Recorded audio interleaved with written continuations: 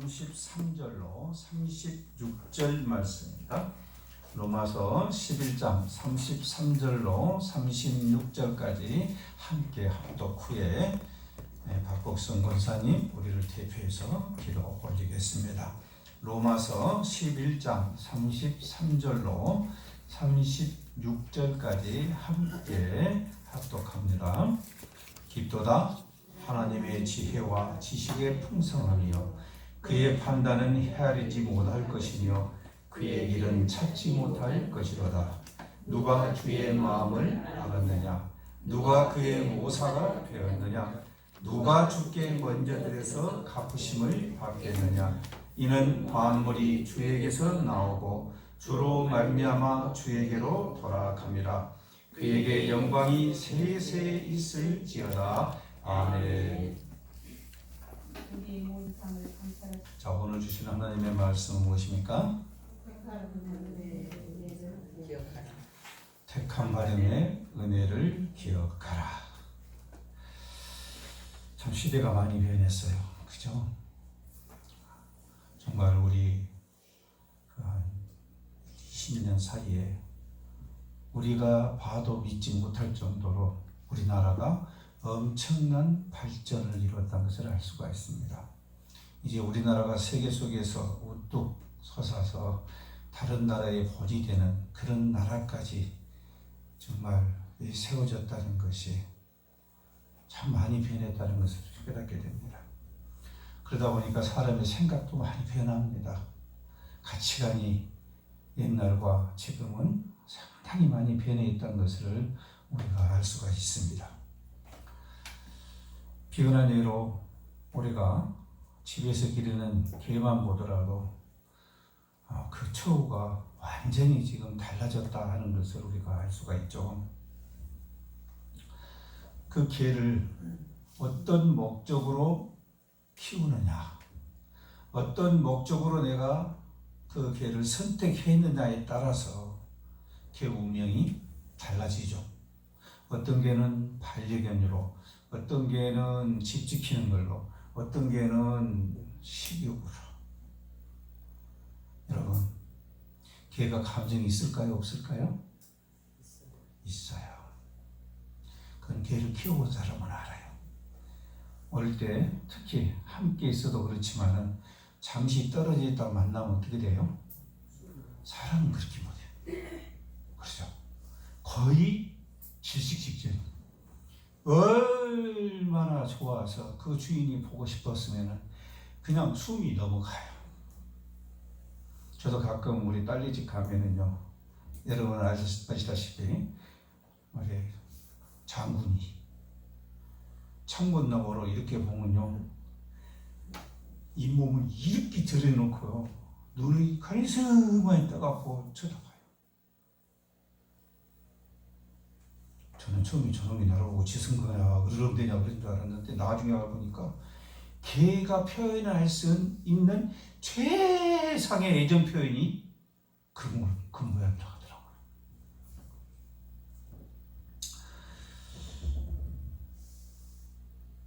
그런데 우리 하나님은 우리를 택하셨다고 말씀하십니다. 우리 하나님은 우리를 택하실 때 우리가 개를 택할 때와 마찬가지 목적을 두셨다고 분명하게 성경에 기록되어 있습니다. 다만 우리가 반려견과 같은 그 개와 다른 점이 있다면 하나님은 우리에게 뭘 주셨을까요? 자유의지를 주셨어요. 그래서 우리는 가고 싶은 데로 다 가고 할 것 다 해요. 근데 반려견은 내가 아무리 사랑한다 하지만 가고 싶은 데 가라고 내버릴 수 있나요? 못해요.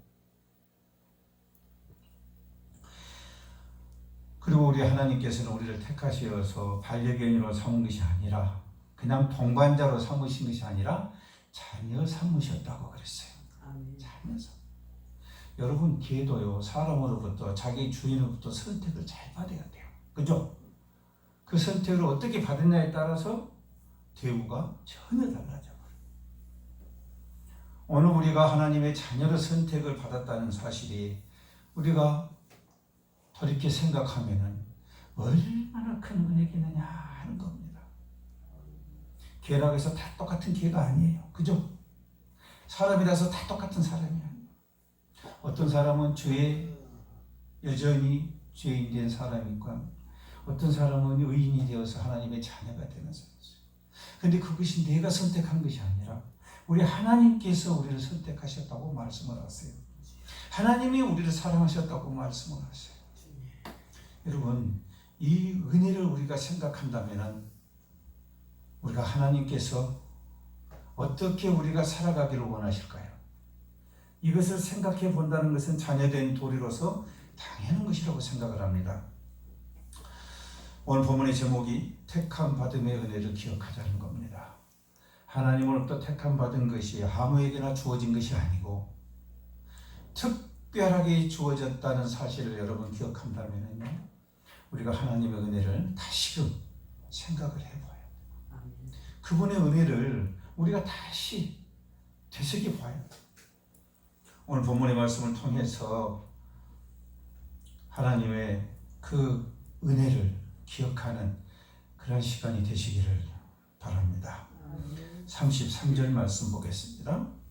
깊도다 하나님의 지혜와 지식의 풍성함이여 그랬어요. 하나님의 지혜와 지식은 깊다고 했어요.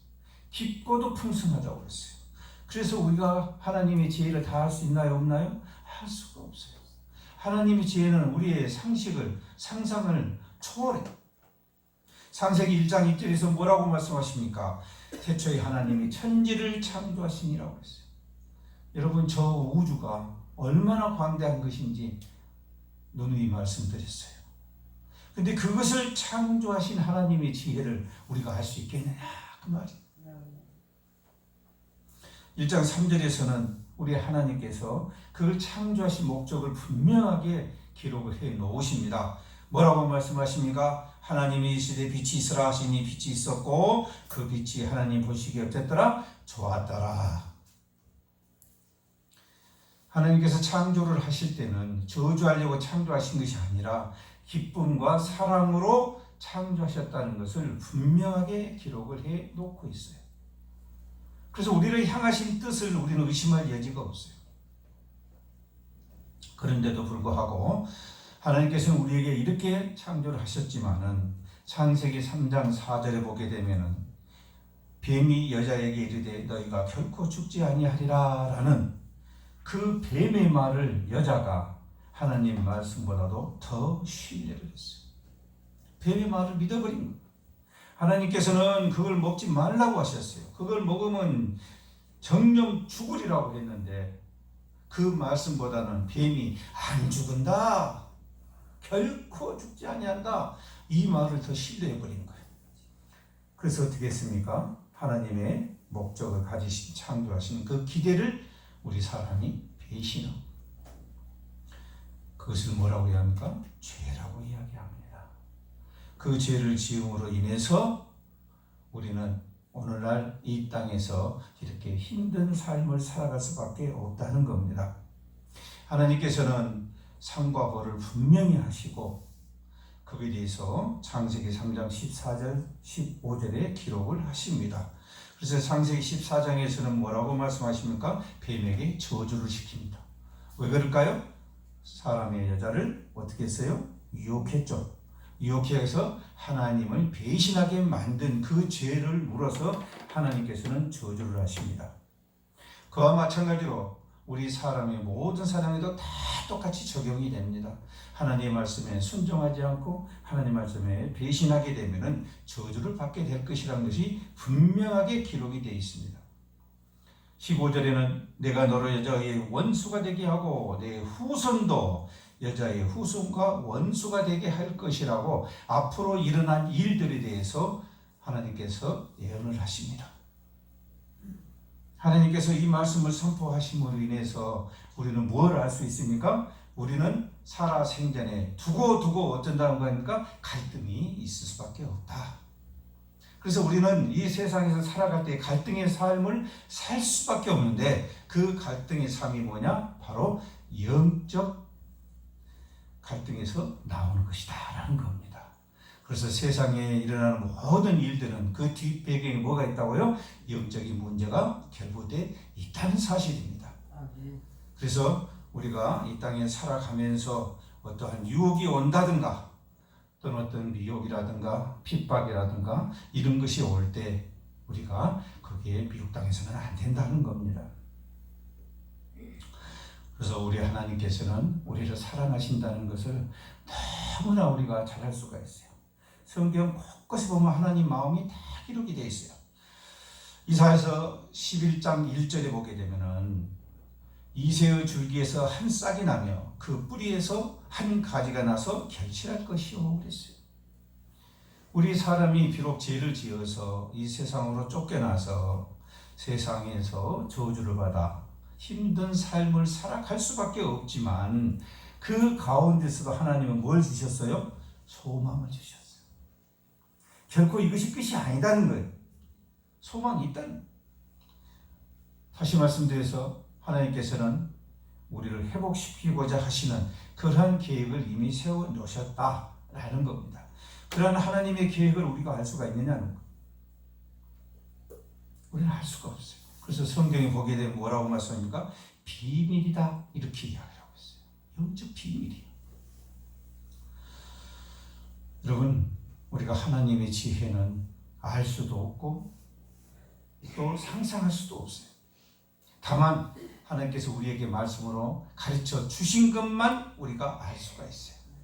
하나님께서 우리에게 지혜를 주셔야만이 우리가 지혜를 얻게 돼요. 여러분, 성경에서 지혜 그러면 누가 제일 먼저 떠오릅니까? 솔로몬이 제일 먼저 떠올라요. 하나님께서는 솔로몬에게 지혜를 주셨습니다. 근데 그 지혜를 가진 솔로몬이 어떻게 살았나요? 잠언 1장 7절에 보게 되면요, 자기 자녀들에게 분명하게 경고를 합니다. 여호와를 경외하는 것이 지식의 근본이거늘 미련한 자는 지혜와 훈계를 멸시하느니라 라고 말씀하십니다. 지식의 근본이 뭐라고요? 여호와를 경외하는 것이에요. 자, 여호와 하나님께서 솔로몬에게 지혜를 주시고 물질을 주셨어요. 그럼에도 불구하고 솔로몬은 그것을 가지고 자기 교만에 써버렸어요.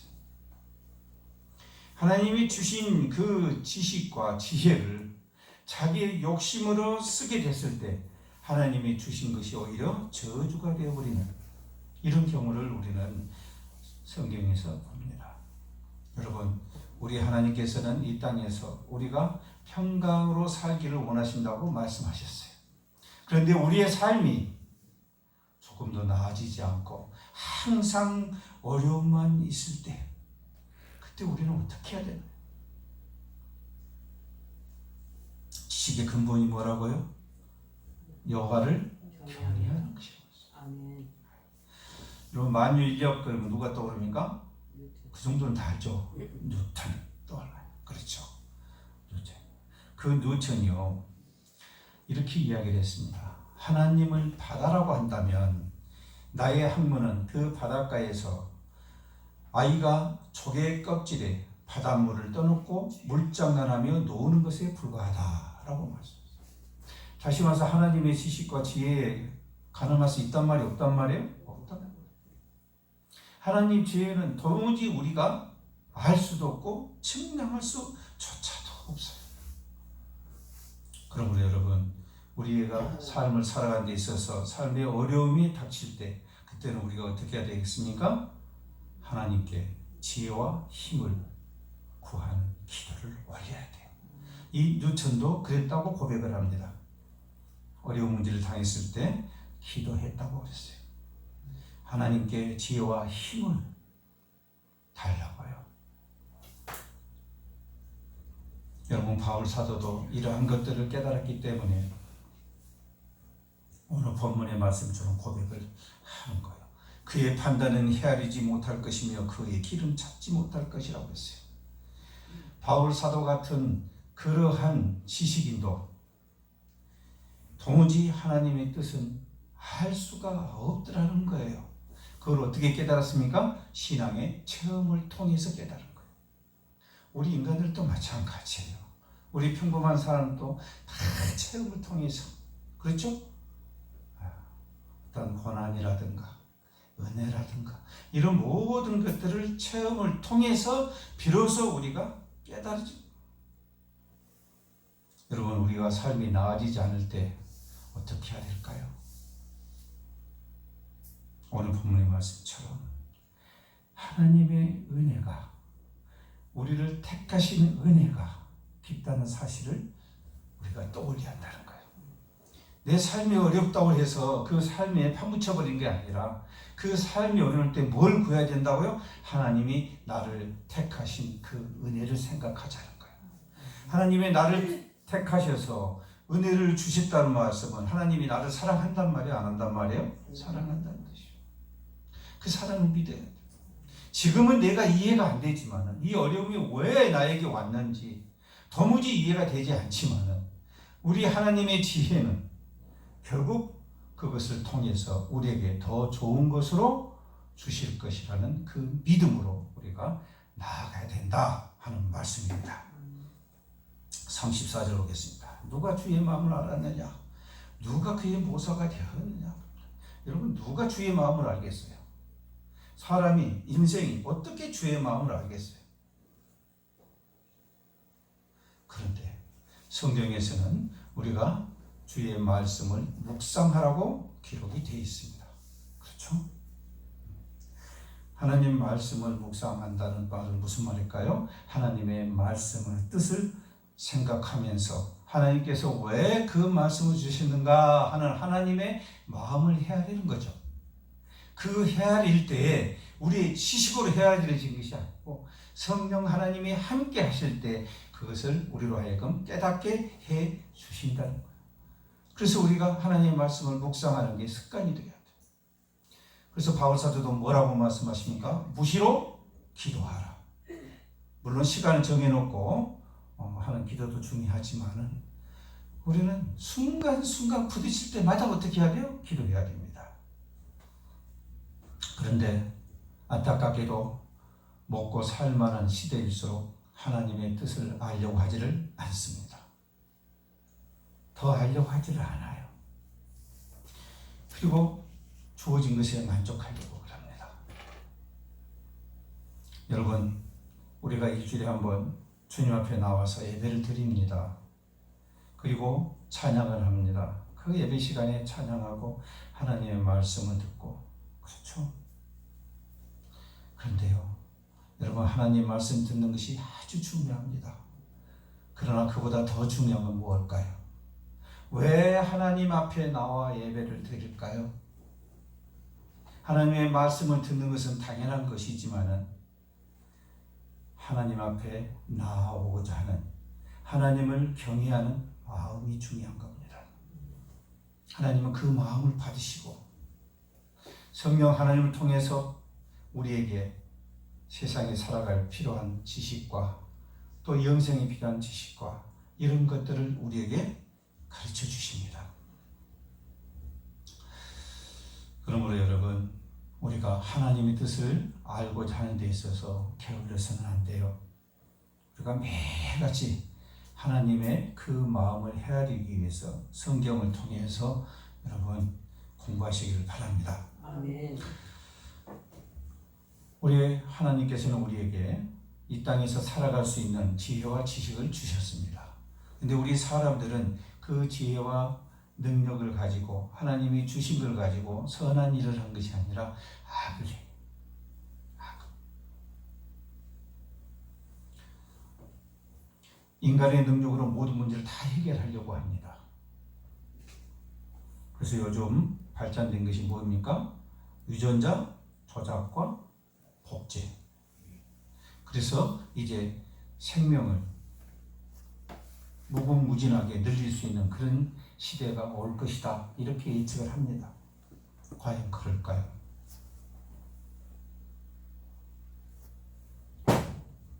여러분 한번 생각을 해보세요. 여러분과 똑같은, 여러분의 세포를 띄어서 증식해서 여러분과 똑같은 사람을 만들었다고 합시다. 그럼 누가 여러분이에요? 다른 사람이 볼 때는 둘이 똑같아요. 그죠? 모양이 똑같아. 그런데 복제됐다고 해서 생각도 똑같을까요? 그렇지 않아요.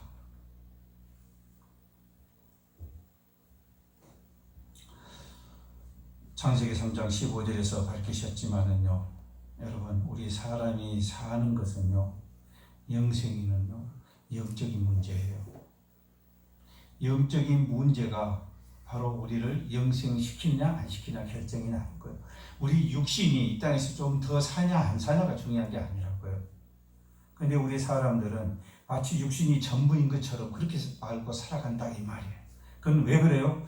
주님이 주신 지식과 지혜를 온전히 믿지 못하니까 그래요. 그러다 보니까 우리가 이 땅에서 살아갈 때 자꾸 영적으로 공격을 받습니다. 그래서 우리가 살아가는데 믿음 생활하기가 힘들어져요. 점점 환경은 우리가 자유로워지고 하는데도 불구하고 실제 신앙생활하기는 갈수록 어려워져 가는, 힘들어져 가는 그런 세대에 지금 살고 있다라는 겁니다. 그래서 우리 주위로부터 많은 유혹과 미혹과 또는 핍박을 받아요. 여러분, 우리는 알게 모르게 우리의 탐욕 때문에 본의 아니게 우상 숭배를 합니다. 구약에는 우상 숭배라는 것은 딱 구별이 되어 있었죠. 그러나 오늘날 세대에서는 우상 숭배라는 것이 여러 가지 다양한 형태로 나타나요.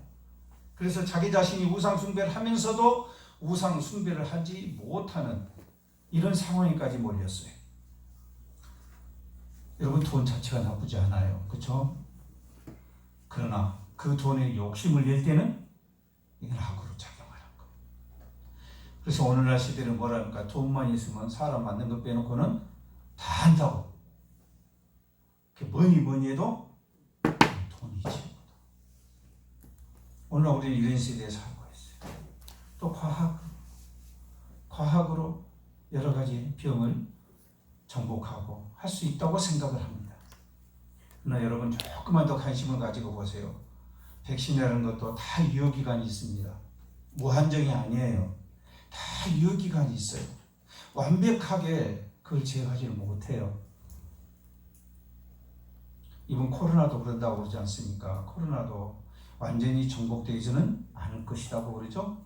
바이러스이기 때문에 완전히 정복되지 않거든. 우리 인간하고 살아가야 할 것이다. 근데 한 과학자는 또 그렇게 이야기를 하더라고요. 코로나가 원래부터 있었다.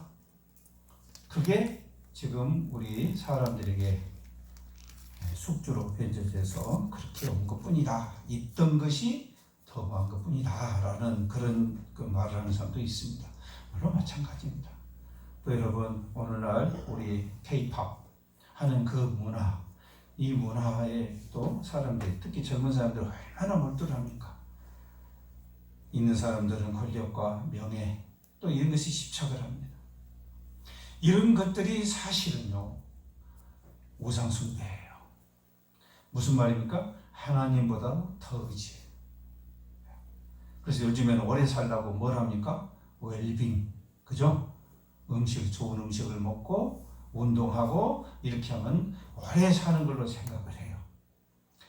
과학적인 지식으로는 그래요. 그렇죠? 그렇지만 현실에서는 어떻든가요? 꼭 그렇지는 않더라. 건강 생각하는 사람들이 더 빨리 죽고 더 사고 나고 그럴 수도 있더라 라는 겁니다.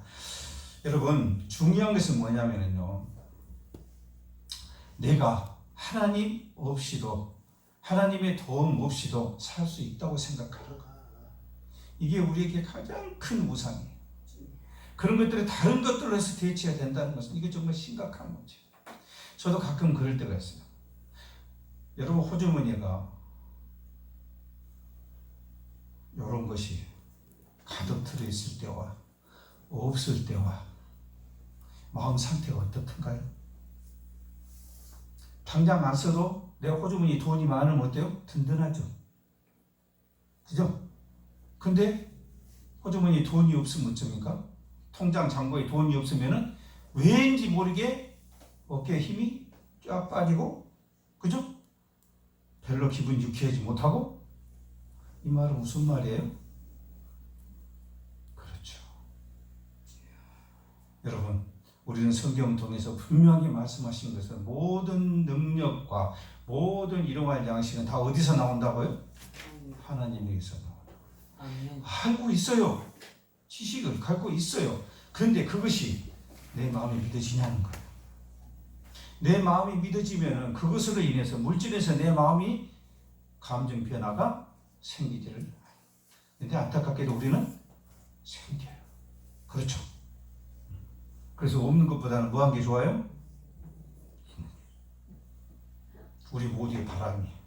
그렇죠.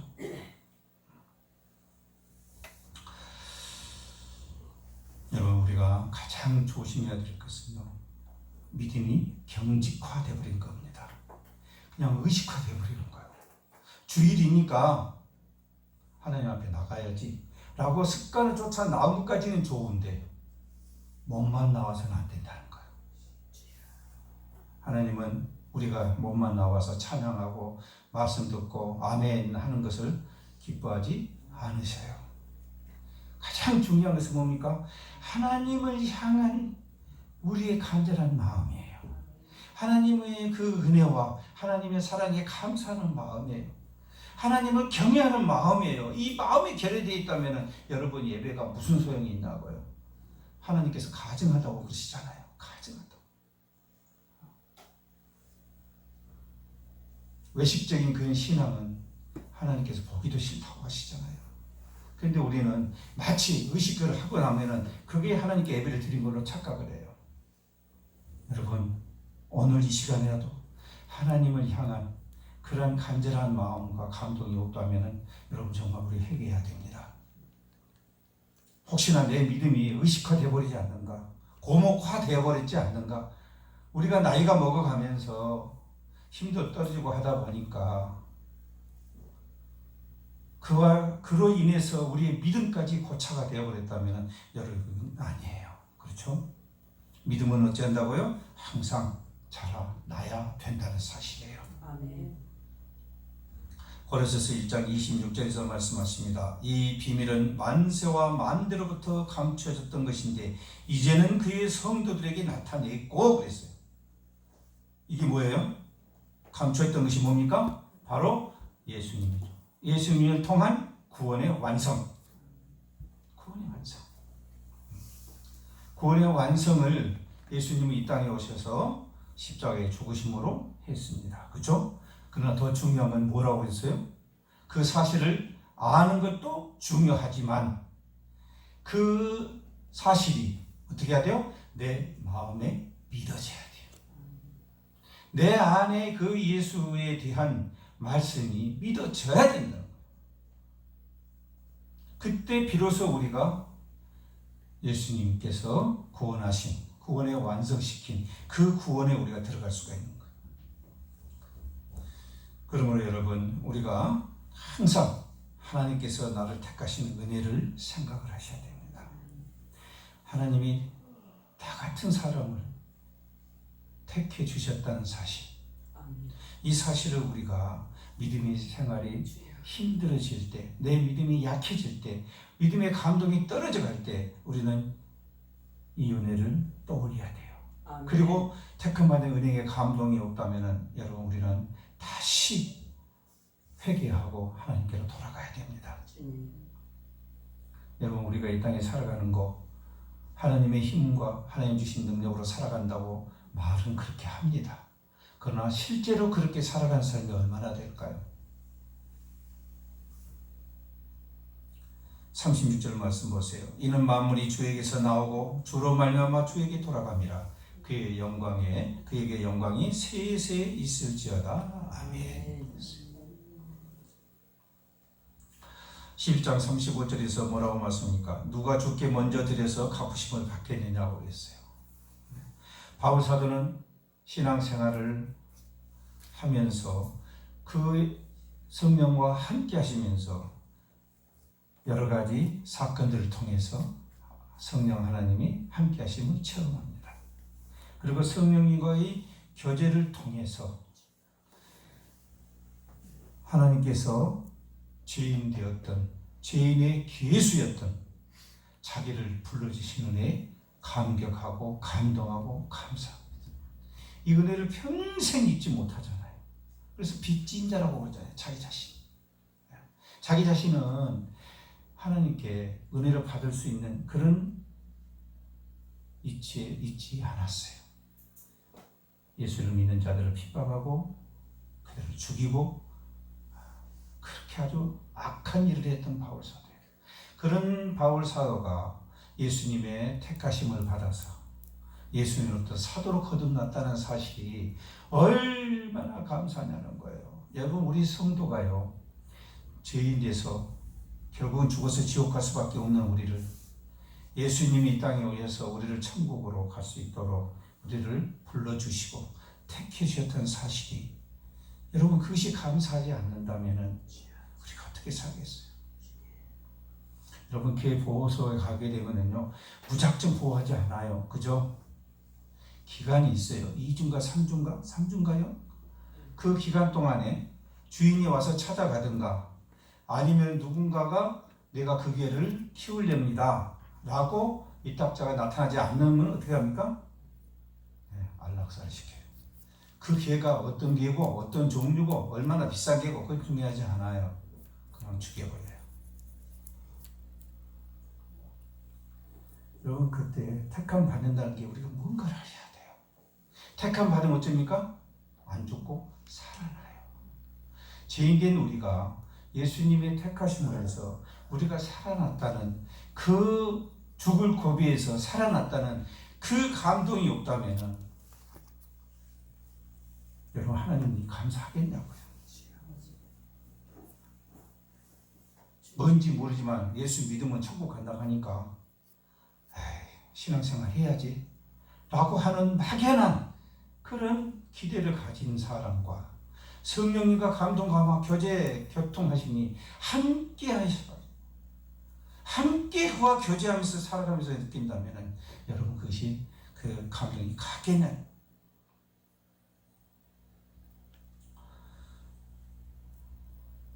나폴레옹이요, 전쟁을 할 때 힘들어지고 마음에는 동네 북처럼 공격하던 데가 오스트리아예요. 그래, 오스트리아 가서 전쟁에서 오스트리아는 무조건 이겼어요. 이 말씀이 나올 때도 나폴레옹의 휘하에 있는 장군이 오스트리아에 있는 국경에 있는 벨드리히 도시를 공격할 때였어요. 그걸 공격하려고 저 밖에서 진을 치면서 그쪽을 향해서 오고 있는데 이 도시에 있는 사람들이 그 사실을 알게 돼요. 그래서 지지자들이 또는 그 유명인들이 다 모여가지고 회의를 합니다. 어떻게 하면 좋겠냐. 저 나폴레옹 군대가 온다는데 우리가 저들하고 대적하면은 100번 진다. 그러니까 항복하자 라는 일부와 어떻게 그럴 수가 있느냐. 죽기까지 싸워서 항전하자. 죽더라도 전쟁을 하자 라고 서로 의견이 대립되고 있어요. 그때 한 교회 사례가 일어났으면 말했어요. 여러분, 오늘은 우리 주님이 부활하신 부활절이 아닙니까? 지금 우리가 우리의 힘을 의지한다면 지는 수밖에 없습니다. 능력 주시는 자 안에서 능치 못함이 없다고 하신 주님께 우리의 모든 근심과 걱정과 전쟁의 공포까지 다 맡깁시다. 그러니 우리의 예정대로 교회의 종을 치고 하나님께 예배를 드립시다. 그리고 나머지 일은 하나님께 맡깁시다. 답이 나와요, 안 나와요? 그래서 거기 있는 사람들이 어차피 이렇게 된 거 그렇게 합시다 그랬어요. 그래서 교회에 종을 치니까 총수이, 여러분 총수가 얼마나 커요.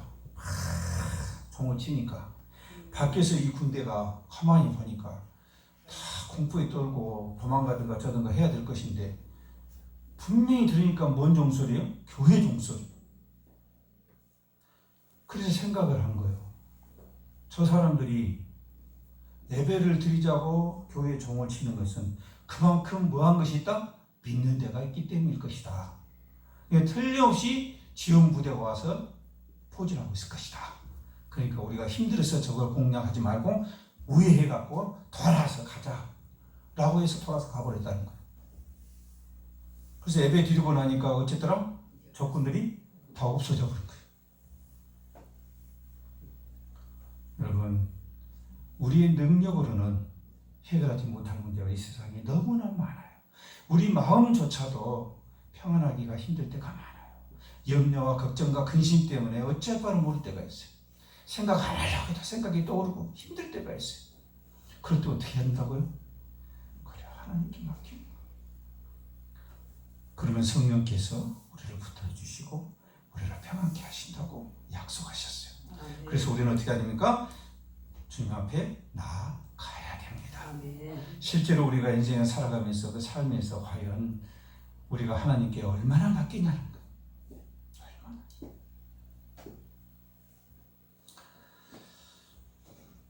여러분, 우리가 인생을 살아가는 데 있어서 많은 고난과 문제가 우리 앞에 오고 또 왔습니다.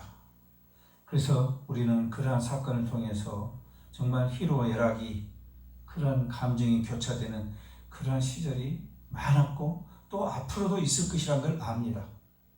그런데 이러한 인생의 삶을 살아가는 우리가 하나님께 매일 감사할 수 있겠느냐?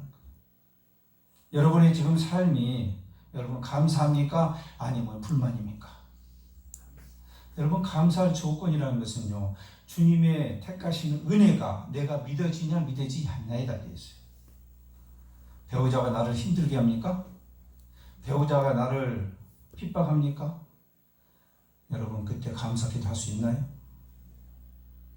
만약에 저런 핍박하는 배우자가 없었으면 내가 하나님께 이렇게 간절히 기도할 수 있겠습니까? 기도하게 해주시 하나님께 감사합니다. 이렇게 기도할 수가 있냐고요. 자녀가 애를 먹입니까? 하나님, 나 같은 사람한테 이런 자녀를 맡겨주시면 감사합니다.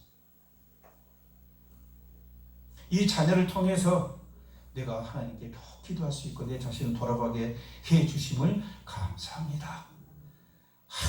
저놈 때문에 내가 어떻게 애를 낳으니까 죽겠다, 이게 아니라 감사의 조건을 찾는 것과 불평의 조건을 찾는 것은 우리 마음의 생각에 달려있어요. 내가 뭘 의지하는 거죠.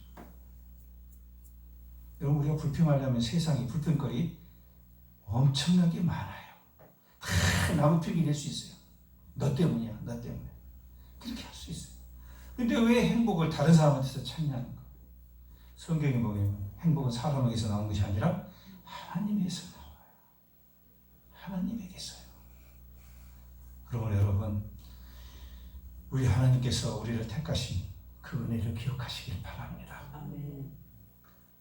우리는 하나님의 그 크신 은혜로 인해서 영생의 소망을 얻었고 하나님의 자녀가 되었고, 더 중요한 것은 우리가 이 땅에서 삶을 살아갈 때 하나님께서 우리를 통치하시고 간섭하신다는 사실이에요.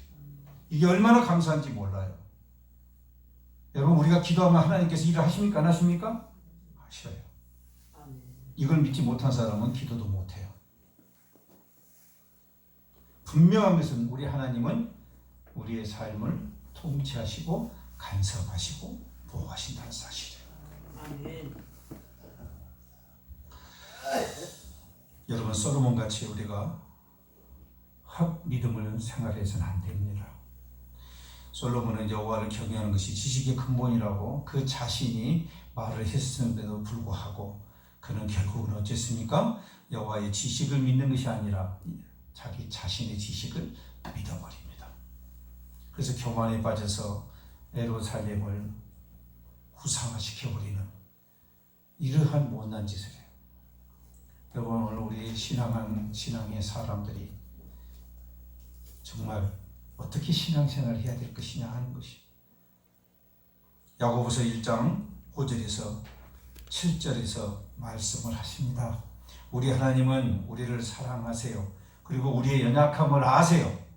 그래서 우리 하나님은 우리가 지혜가 부족해서 구하면은 우리에게 후히 주신다고 그랬어요. 꾸짖지 아니하신 하나님께 구하라 그랬어요. 그래야면 어쩐다? 주시리라. 오직 믿음으로 구하고 조금도 의심하지 말라. 의심하는 자는 마치 바람에 밀려 여동하는 바다 물결 같으니 자녀가 부모에게 가서 구할 때 믿음이 없이 구하는 그런 자녀는 없을 거예요. 마치 맡겨놓은 듯이